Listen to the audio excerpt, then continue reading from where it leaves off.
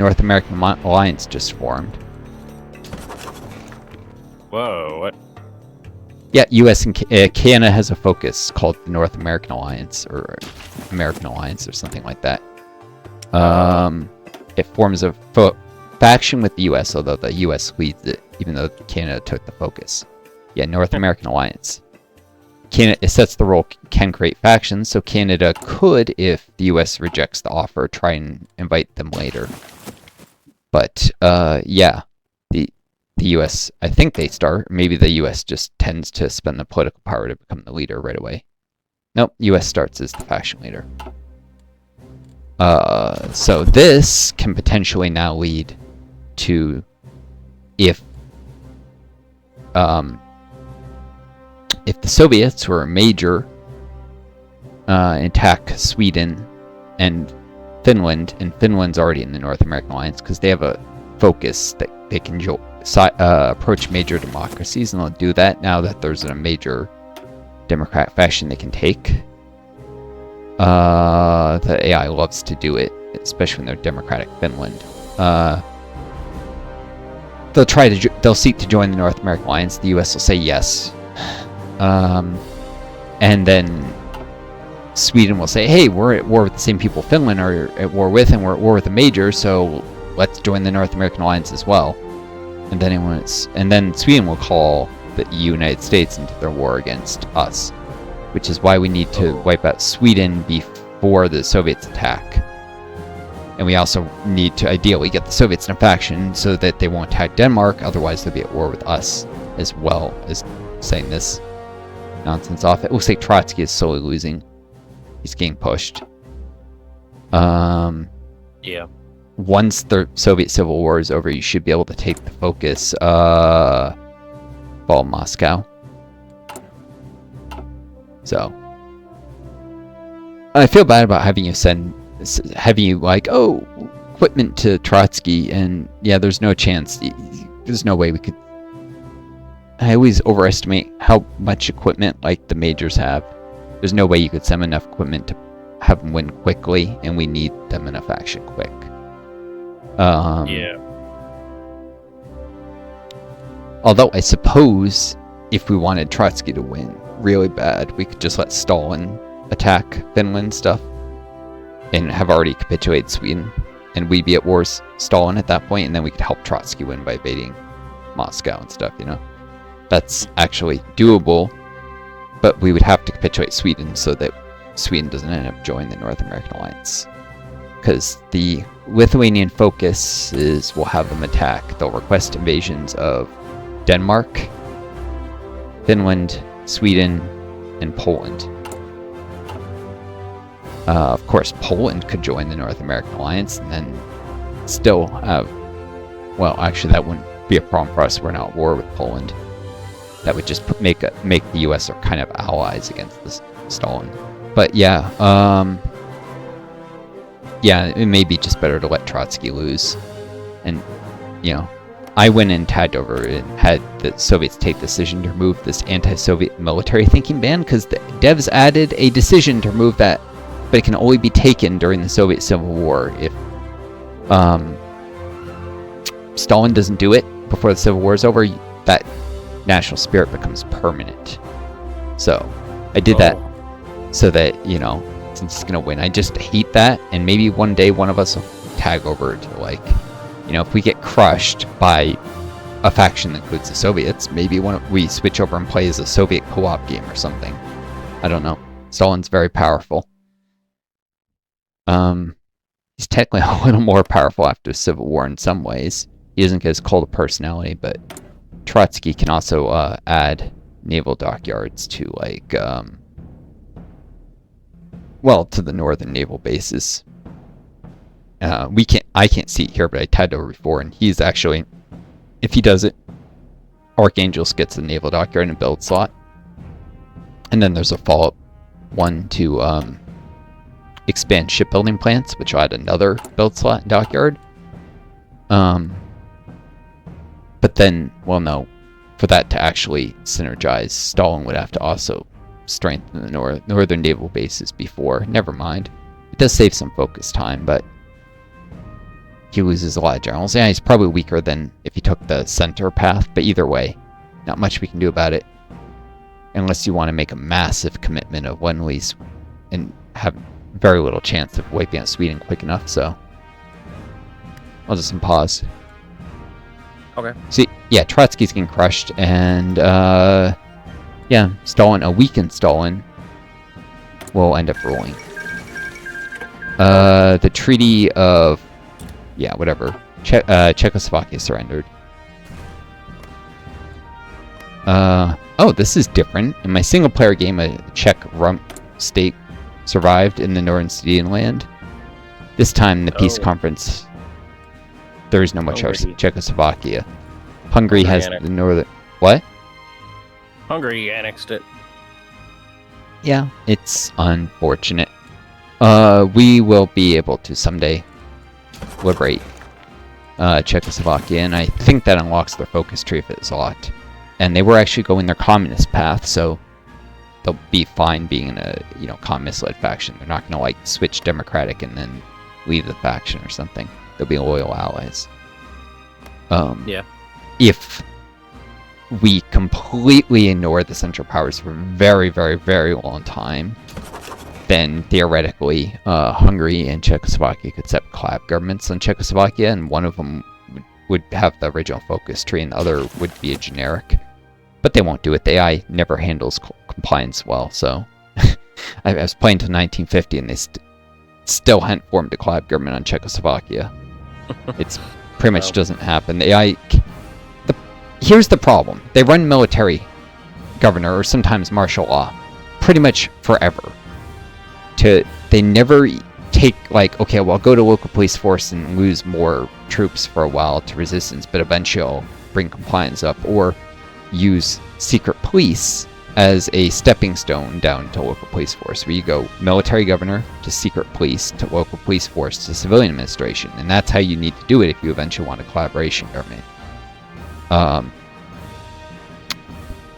Talking about occupation laws, I don't know, you could see these in occupied territory stuff. Also, my default occupation law is military governor? No. Civilian oversight. You usually want to run that until compliant resistance hits 10%, because you can't suppress it lower than that without a lot of compliance anyways. I thought you couldn't see that if you aren't occupying non-core territory.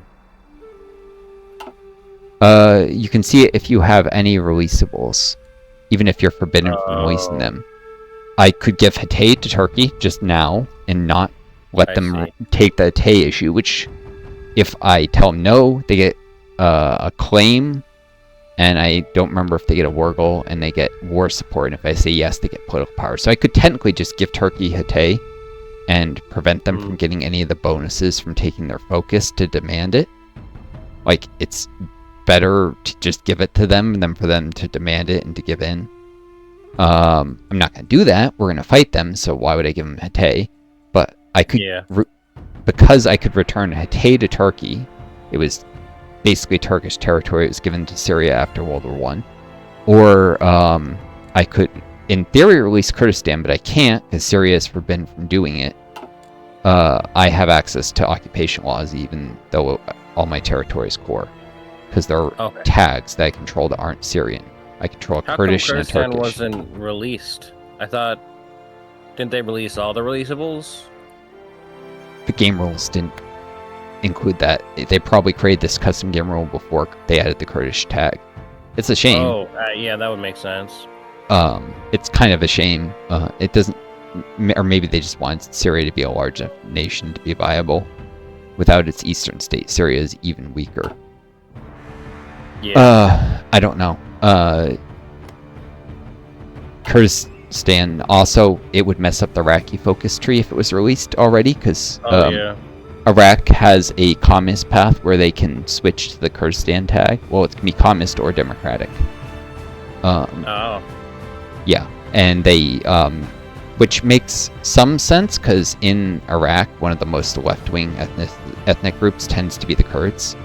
And, yeah, they tend to, like, in the Syrian civil war, they had a lot of anarchists, like, anarcho-communists. Yeah, the Syrian civil war is heavily misrepresented in the Western media.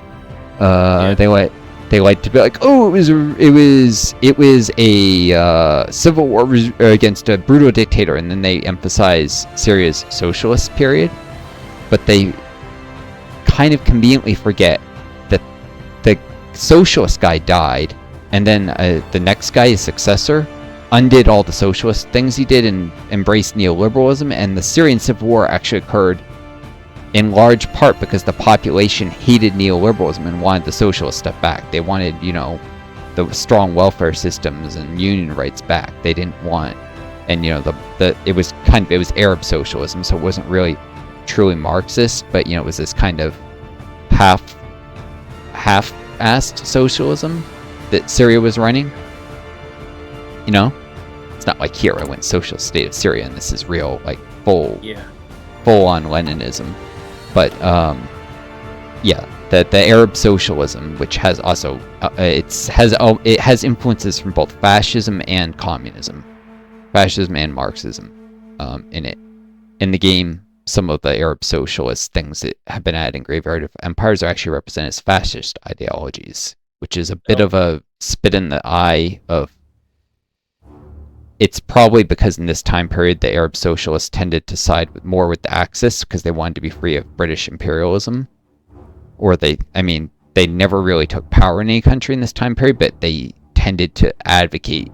This is stuff like the Golden Square movement in Iraq, but the Golden Square are more like literal Nazis. But the Arab socialism it's not internationalist socialism, it's not Marxism, it's nationalist socialism. So yes, it is unfortunately more aligned in some ways with like Nazi nonsense, but it does have, the Nazis didn't put workers in control of the means of production. They were not real socialists, whatever they called themselves. The Arab socialists did put workers in control of businesses in many cases and had state-owned enterprises. Usually not full economy-wide, but they would have key sectors like electricity. They'd be under government control. And water.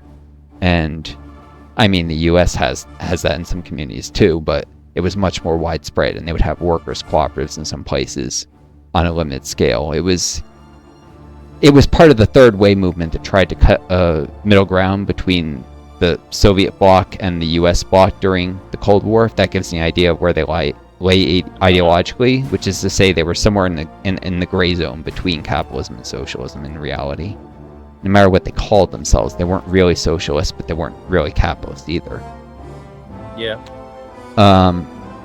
So, yeah. But yeah, the Kurds tend to have like actual Marxists because Kurdish groups have been heavily oppressed by governments that tend to be very like ethno-chauvinist Arab governments in the region. Or Turkish chauvinists, like Turkey oppresses the Kurds, Iraq suppresses the Kurds, Saddam Hussein used nerve gas missiles on the Kurds that he got from Germany, by the way, something that's never talked about. You're aware of the Iran-Iraq war, right? I don't know. The Iran-Iraq war? I don't know. Okay, so after Iran overthrew the right-wing police state that was put in power by the US and UK through their intelligence services, the British and American organized coup that occurred in 1953, right? Yeah. So Iran had a functioning democracy. They had a monarchy. They transitioned into a constitutional monarchy where the monarch was increasingly sidelined, and they became not a full-fledged republic, but like the UK is today, where the monarch became more and more ceremonial. Parliamentary system that was increasingly becoming a republic, right? Still bourgeois democracy. But then this left-wing prime minister, Mossadegh, came into power. He started nationalizing, particularly the oil industry. Well, what he originally did is he approached the Brits and he said, we want to... Basically, they already had a state-owned oil enterprise that the British had set up, the Anglo-Iraqi Oil Company. And he basically demanded a larger share of that state-owned oil company for Iraq. And the UK said no.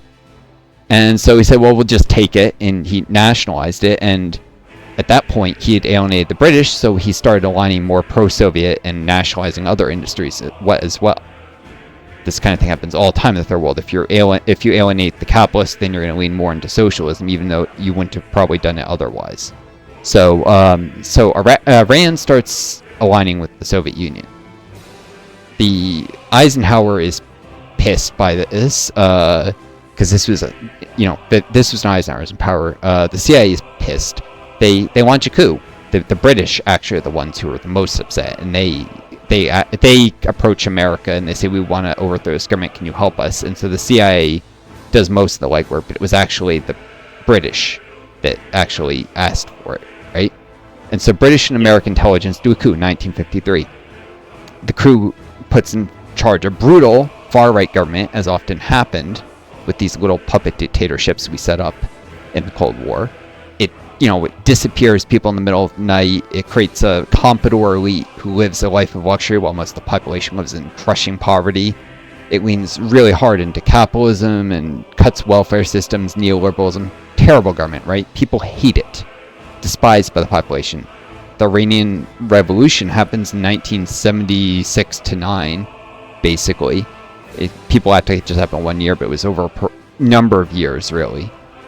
Starting with protests and stuff. They overthrow the far-right U.S. puppet regime. Immediately, the U.S. says, we hate this, and so what does our government do? What do Kissinger and those monsters do?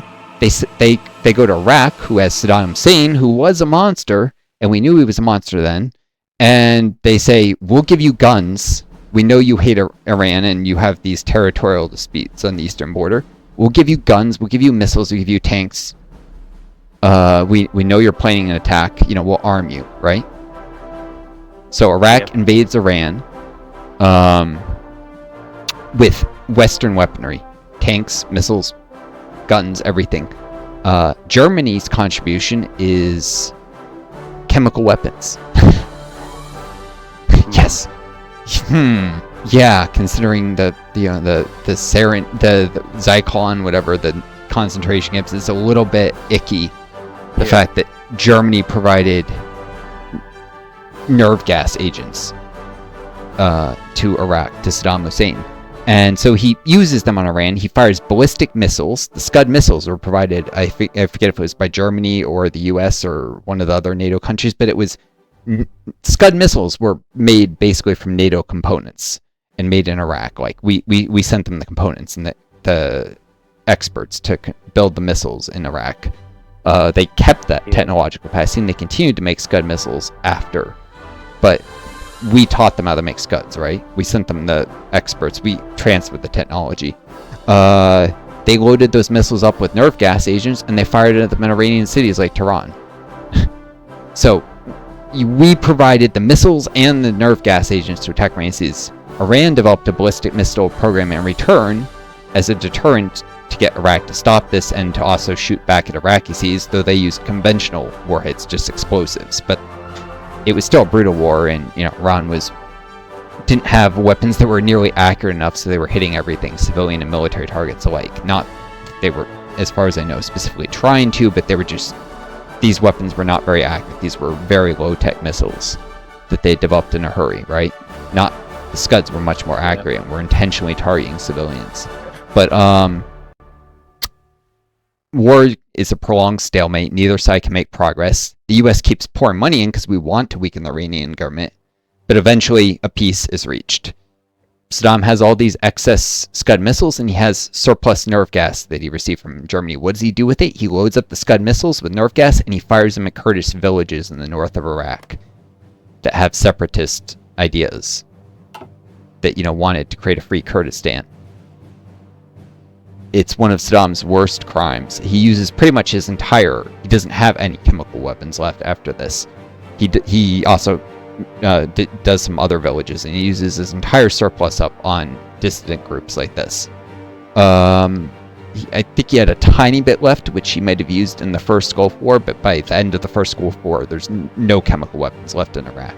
It's not that he never had them, it's that he never had them by the time the second Gulf War happened.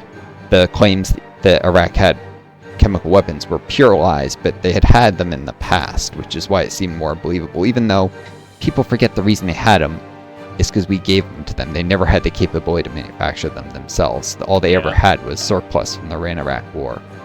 That were made in Germany. They did develop the capability to make missiles themselves, but they didn't bother to develop the capability to produce nerve gas themselves. They just used up the surplus and they used it to kill innocent villagers. So, yeah, it's complex and it's icky. And it's Germany being responsible for nerve gassing innocent civilians in the Middle East. Jeez. It's something that the Western media hates to talk about.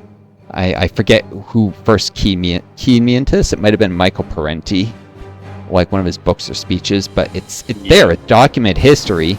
There's also a UN human rights expert who talked about it at one point. I might have seen a news release where she mentioned it. I think it was one of the UN and like a previous human rights rapporteur or something, but somebody put this historical context in. I'm like, oh, jeez, this is dirty history that we never talk about, you know? Yeah. So, yeah, I mean, the more you learn, the more we've been the bad guys.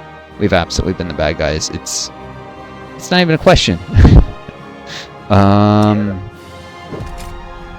Like, you can't give chemical weapons to a dictator who you know is going to use them on civilians like this and pretend to be the good guys. Or give kill lists to the Indonesian government for the Indonesian genocide. Like, it seriously? Anyways. Let's see what to do here. War's going to break out with Turkey soon, right? I just finished a tech, so I'm trying to pick my next tech here.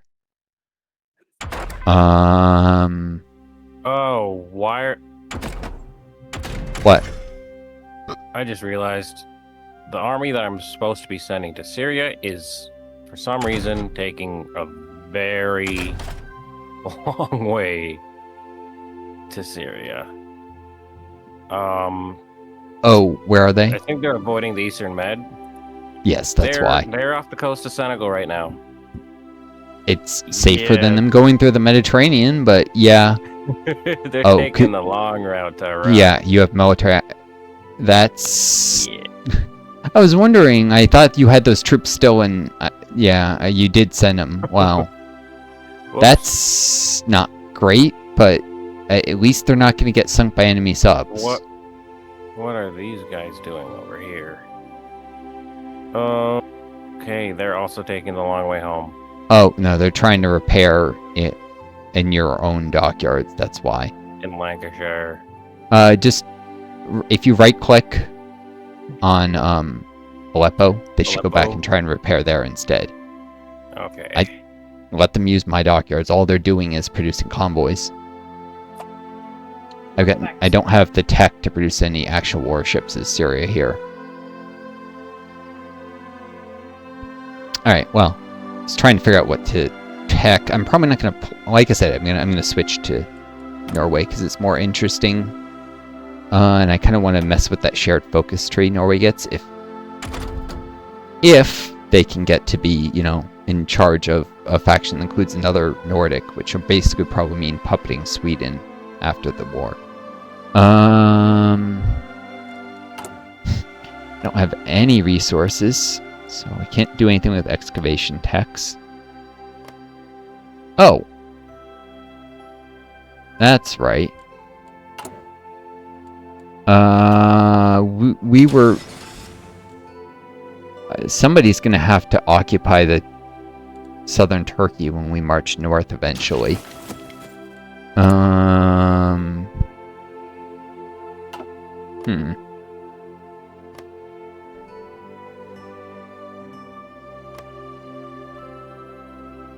Or could just release DBR Bakir. I don't know why France has a claim on it. Probably because of whatever. Oh, this is because of the conference that happened. Yeah, that makes sense actually.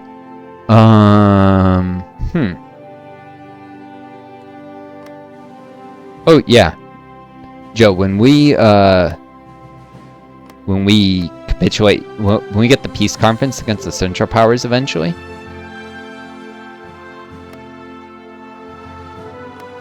Joe. Yeah. Yes.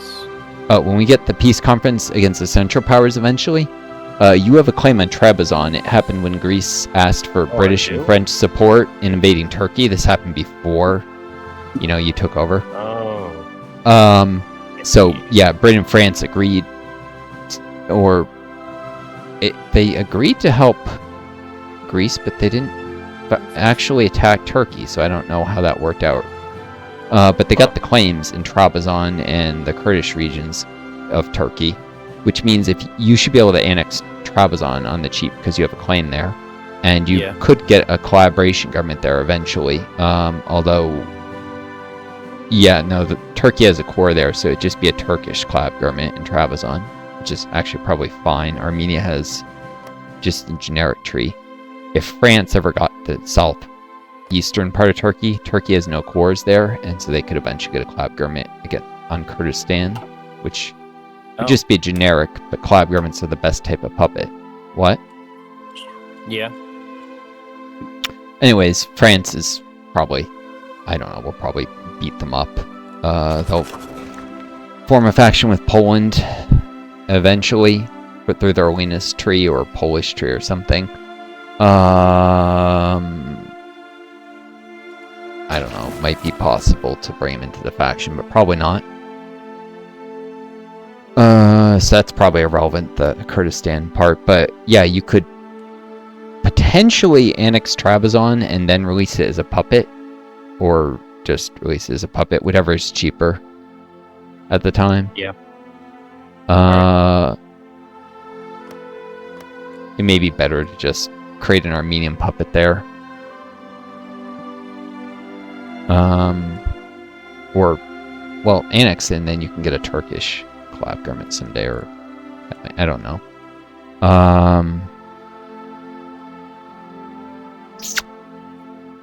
Lots of shenanigans can be pulled. Like, you could annex Trebizond, puppet another state, then that has a lot of resources. It'll eventually become free. Then the one you annexed, you get a collab government once the other puppet's free. And yeah, there's stuff we can do with dividing up Turkey after the war. I just wanted to clue you in. You got a claim on Trabzon. You should probably be the one to occupy that state once we're occupying it before the war is over, because you'll get higher compliance growth on a state you have claim in, though. So. Okay. Which does affect the strategy of, I was thinking about who should occupy what, and whether I should take excavation tax, because some of the parts of... Do you have any excavation tax?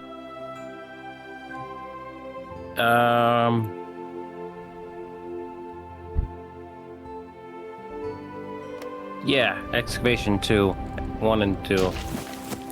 Okay. Yeah, so it might be better if you control the chromium producing regions, in which case, yeah, you got more manpower, more industry, and I'll eventually be switching into Norway. I'll just let you occupy as much Turkey as we get control of. Okay. Some of it might go to the minor members of the faction, or to Norway, which I'll eventually switch to play as, or Communist China or something. It depends. Weird things can happen when you're in a faction, you occupy territory. If it's our troops, they'll probably go to me and I'll just give you occupation and stuff.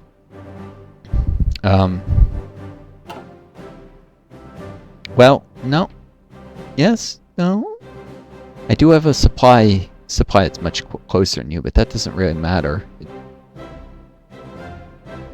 If anything, you'd want to occupy territory so you get the local supply for your troops. And I can send supply from nearby, yeah. Alright, anyways, I don't know what to tech here. I probably have to do something ahead of time.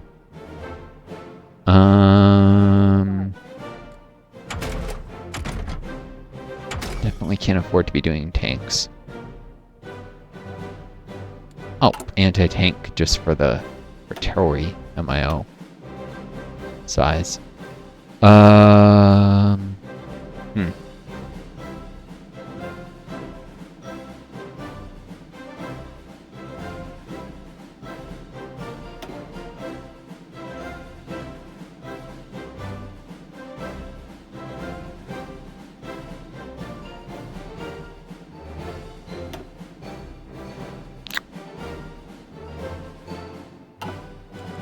Yeah, I'll just grab anti-tank. Grow that artillery MIO up. Yeah, sorry, I was trying to figure out what to tech next. Oh, you have there's combat going on. Oh, here I can show you what I was talking about. There's a battle in Switzerland right now, Joe. Yeah. If you it wouldn't hurt for. Hold on, I'll share my screen so you can see what I'm mousing over. Tactics list. Oh. Yeah, there are a lot of tactics. Alright, I just selected to share my screen, though. So you see how I'm mousing over counterattack here? Are you looking at my screen? Or... what's up? Alright, so I just chose to share my screen so you can see what I'm trying to indicate. Oh, you're streaming. Alright. You see I'm mousing over counterattack? You're, breaking up a bit. Oh, shoot. Alright. You know what? Never mind. I can't stream and Discord. The connection's too weak.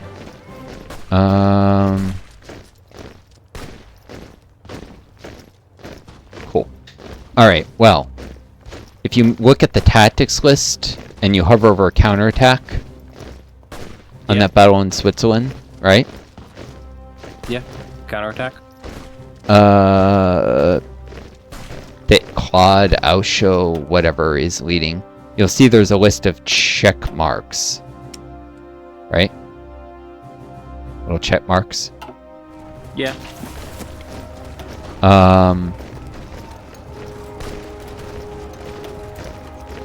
Sorry, I got distracted thinking you might want to run an Spirit of the Army, Army Academy Spirit soon before he levels up. Is that guy level 5 from the beginning? Or did he just level up? I don't know. Alright. Well, anyways, it says activation requirements. Defensive tactics, so it's, can only be rolled one defense. Skill advantage over 0 is in phase default. So you have to be more skilled than the enemy to roll counterattack. And if you have an inflexible defender, they have twice the weighting of rolling it, which is good because then they're less likely to roll plain old defense. It reduces the chance of ambush a little too, but it's worth it for the reduced chance of rolling just defense.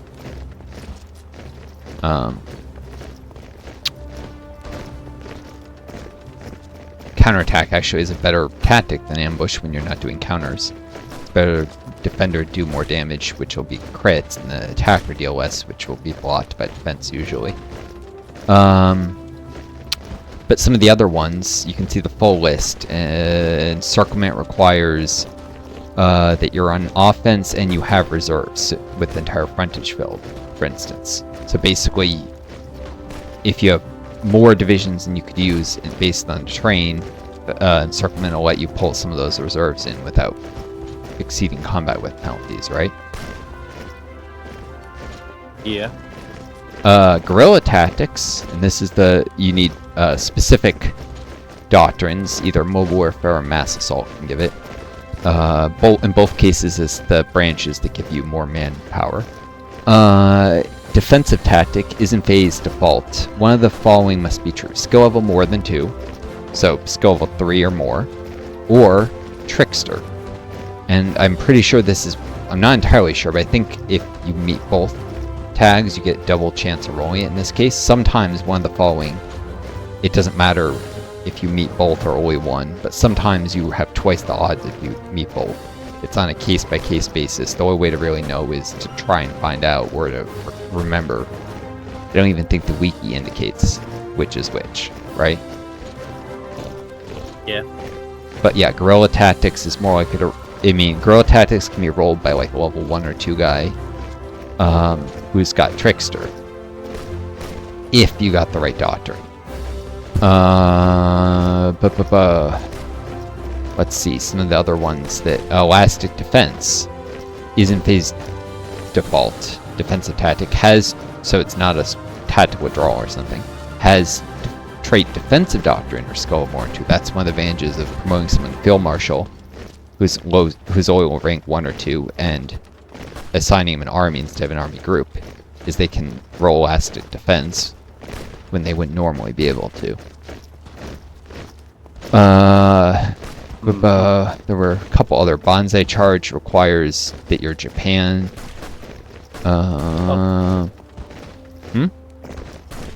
There's unique ones to Japan. Yep. They get bonsai charge. It's a unique Japan thing.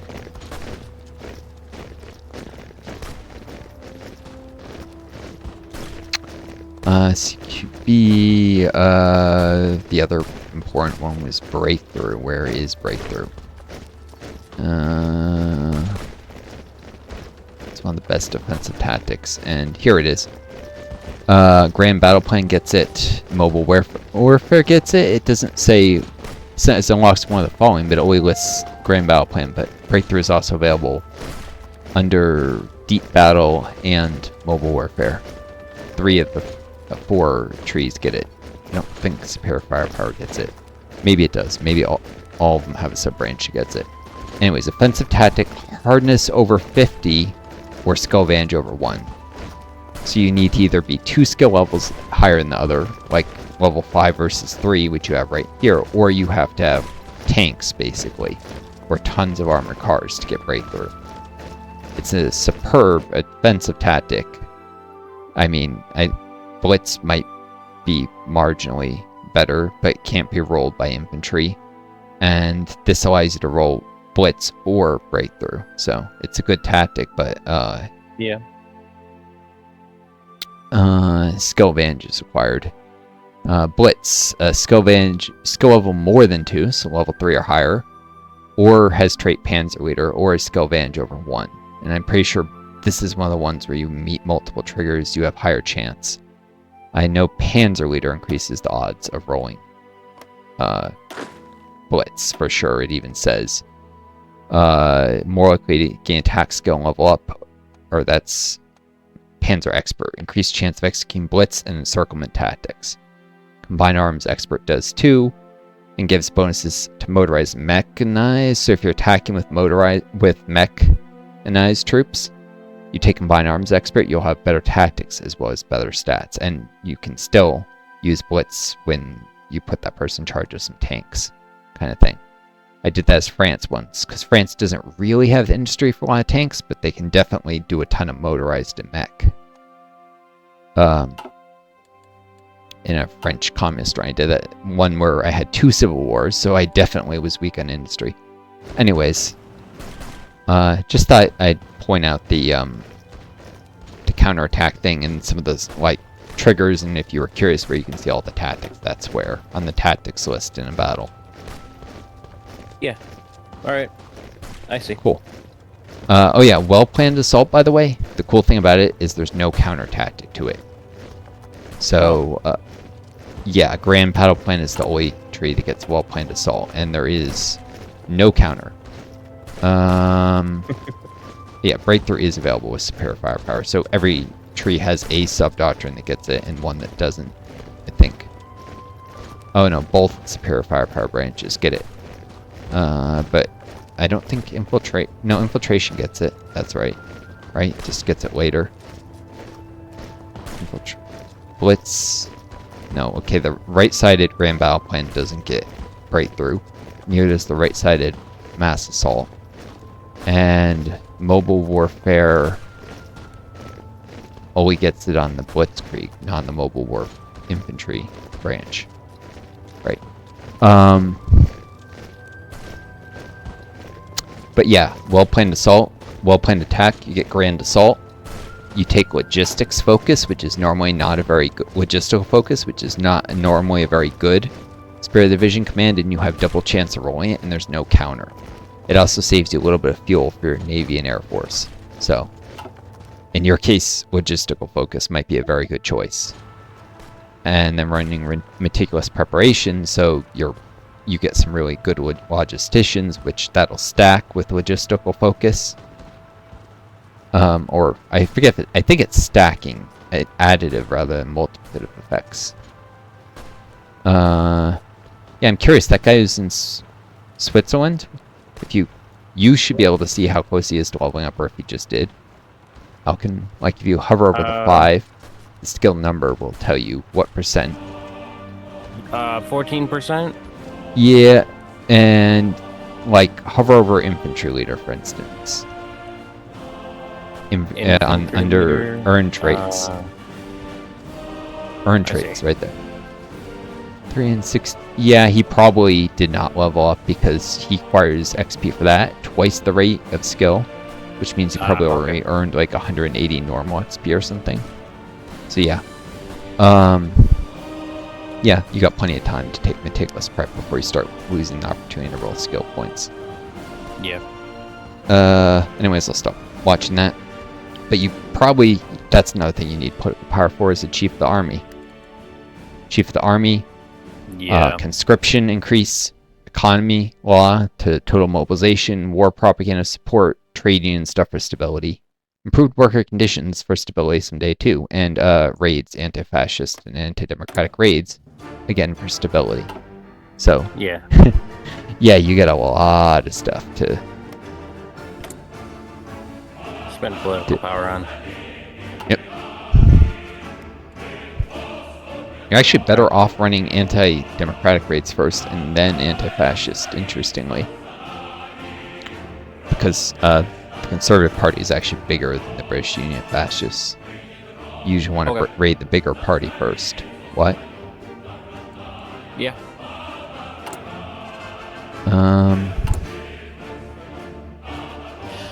Oh, yeah, I'm saving up to get ideological loyalty because I need manpower.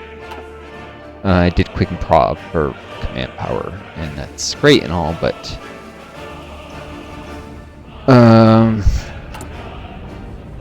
I'm desperately short of manpower. Got a lot of divisions that don't even have the full manpower numbers yet.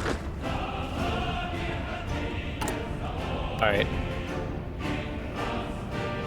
Anyway, I should start wrapping up soon.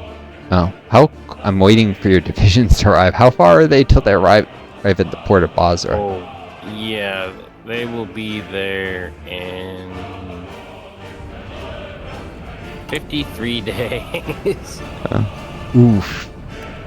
Okay. Yeah, it's a long voyage. It is. Alright. Pre-deploy some guys.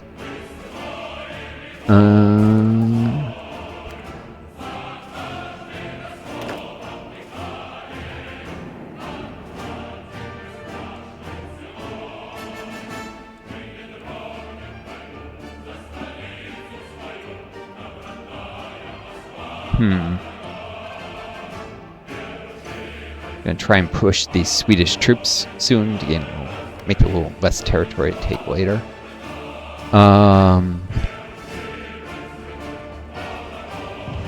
Wouldn't be great in some terrain, but in mountains, it's not like we can follow through in a gap with exploit troops. Everyone moves at snail's pace in the mountains, even motorized or pretty slow.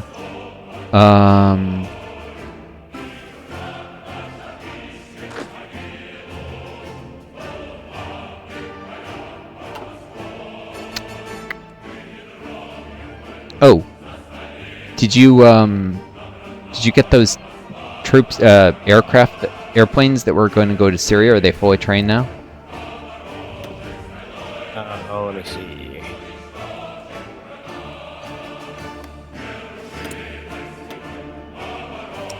Looks like it. Alright, you should probably send him to the airbase in Damascus then. Get him pre-positioned.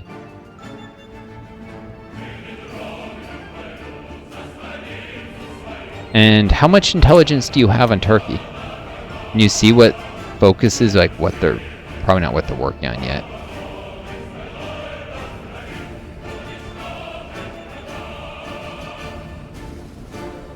Sorry, 1 second. Okay, intelligence, 22%.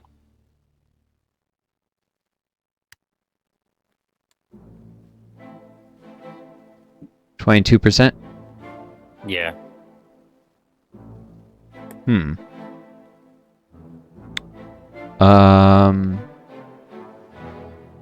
That's not gonna be done before war. Bu- bu- bu- bu- bu- bu- bu.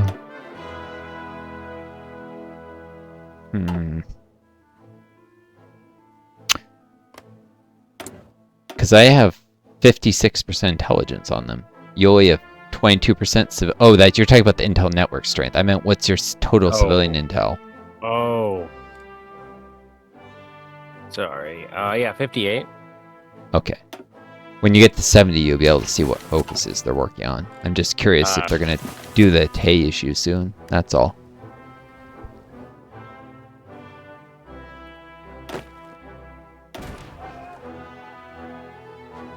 Alright, well, it is time for the November offensive on Norway.